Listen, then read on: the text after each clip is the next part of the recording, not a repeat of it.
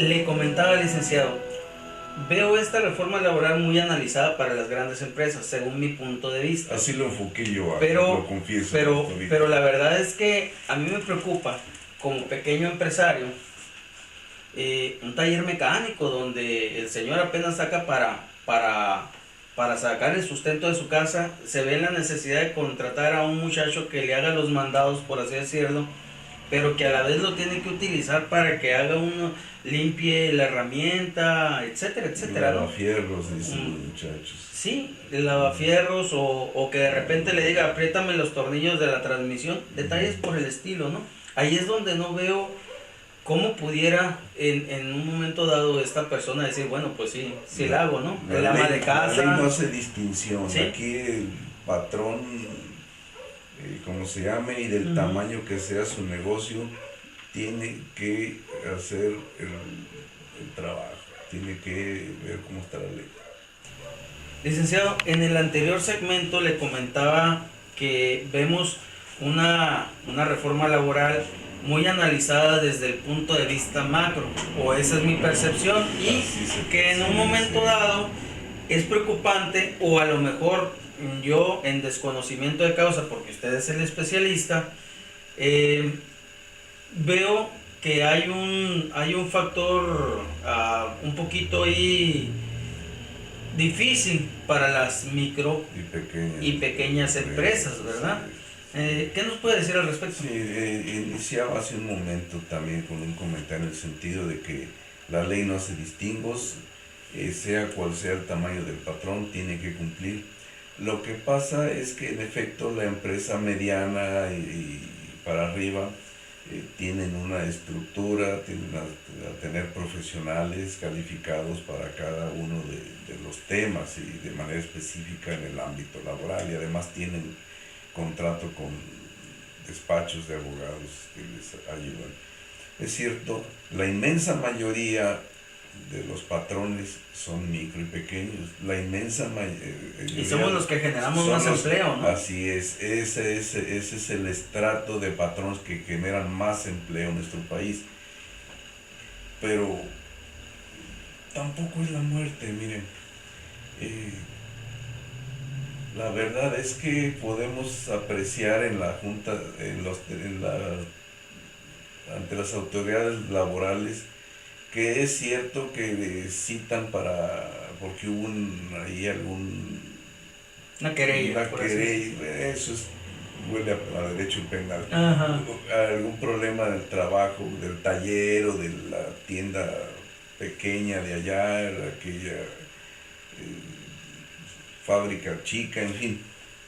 A final de cuentas hay los mecanismos y siempre afortunadamente han podido salir adelante. Es decir,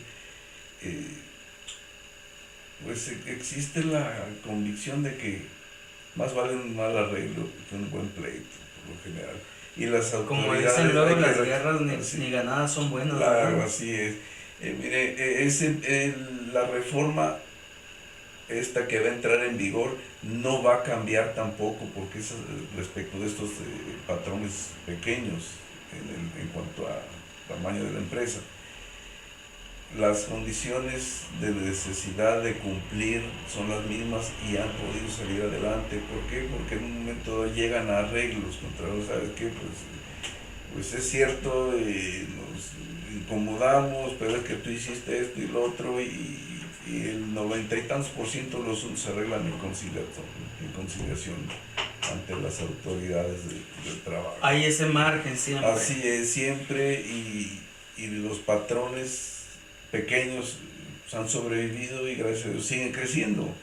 Entonces, aquí lo importante es que haya más orientación, quizás las cámaras que les corresponda, porque hay cámaras también para negocios pequeños. Si esas cámaras, desconozco si lo estén haciendo o no, pero si se dedican a verdaderamente asesorar, a darles algunos tips a sus agremiados, primeramente en función de cómo hacer las cosas para que no haya conflicto. Yo creo que es lo principal, cómo hacer bien las cosas para que no haya conflicto. Es como en la salud, ¿no? Prevenir que lamentar. Y luego cómo hacer las cosas cuando ya se generó el conflicto para resolverlo, ¿verdad? En esa medida todo el mundo sale ganando. Así que no es para preocuparse.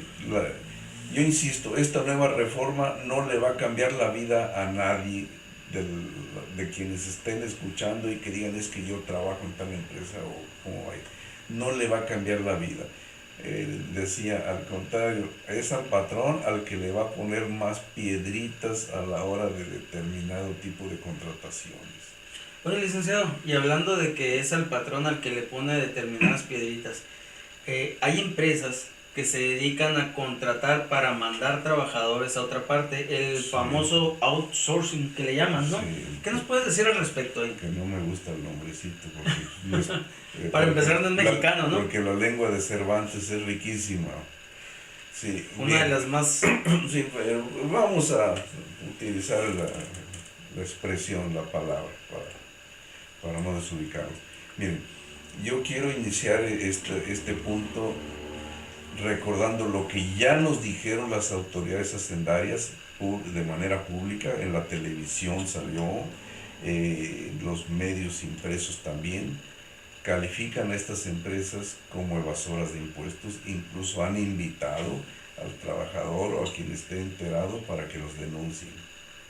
Quiero abrir de esa manera, no es personal, pero es un hecho, además expuesto por las autoridades hacendarias federales. Bien, estas empresas en efecto firman un contrato con auténticos patrones, con patrones que sí tienen una nave industrial o un edificio del cual tienen su maquinaria, su materia prima, insumos, y ahí concurren sus empleados para llevar a cabo el trabajo y la producción.